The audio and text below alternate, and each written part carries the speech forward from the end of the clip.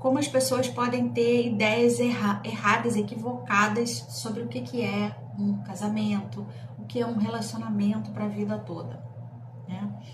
Uma pessoa quer separar e a outra pessoa dizendo que não pode quebrar o laço do casamento, é proibido, é um pecado, não existe isso de você se separar e quebrar o compromisso do casamento.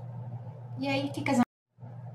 Nessa situação que eu estava, com quem eu estava conversando, não existia mais amor, empatia, escuta, atenção às necessidades um do outro, das duas partes.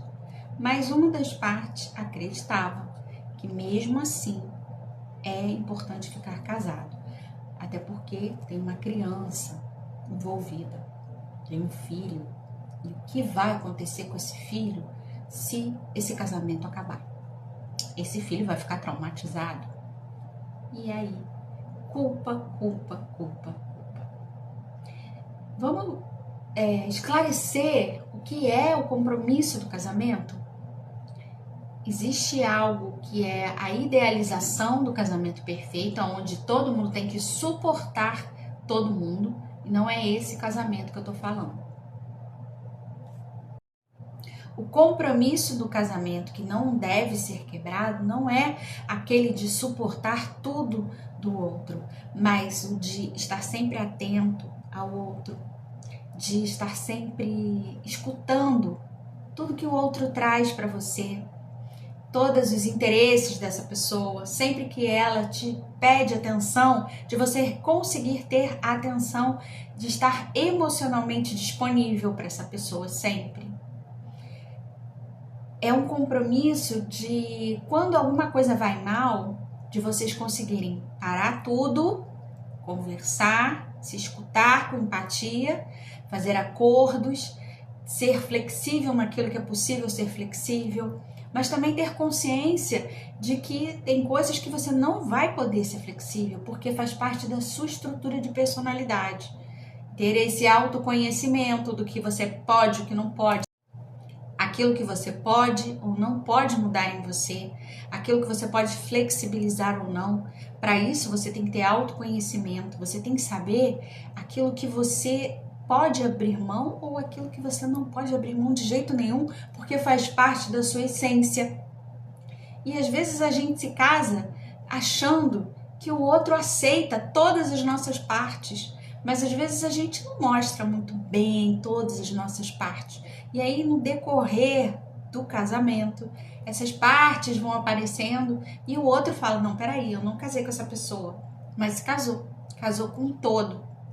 E a gente não tem que esconder nada de ninguém, a gente tem que ter liberdade para ser aquilo que é e tentar que o outro te aceite pelo que você é. Aceite todas as partes bacanas e aquelas que não são tão bacanas assim. Isso tem que ser o compromisso. Aí vem a história da criança. Não, a gente não pode desmanchar a família, porque senão a criança vai ficar traumatizada.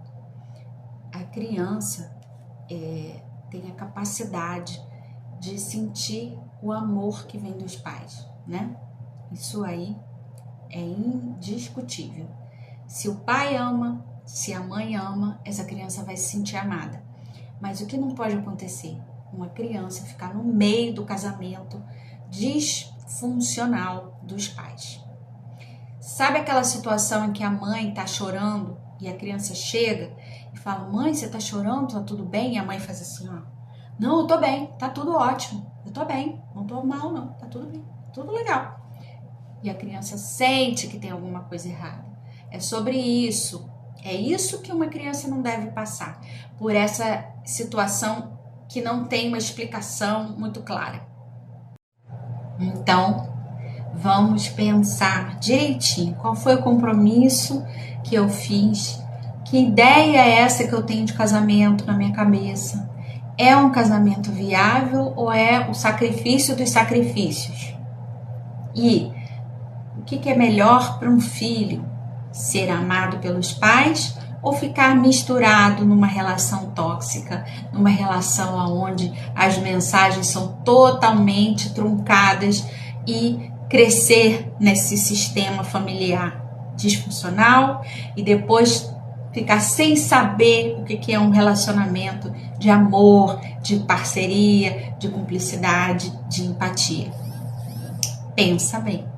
Se você está passando por isso, tá difícil decidir se deve separar ou não, agenda uma sessão experimental comigo. Eu vou te ajudar a clarear essas ideias aí, o que é casamento.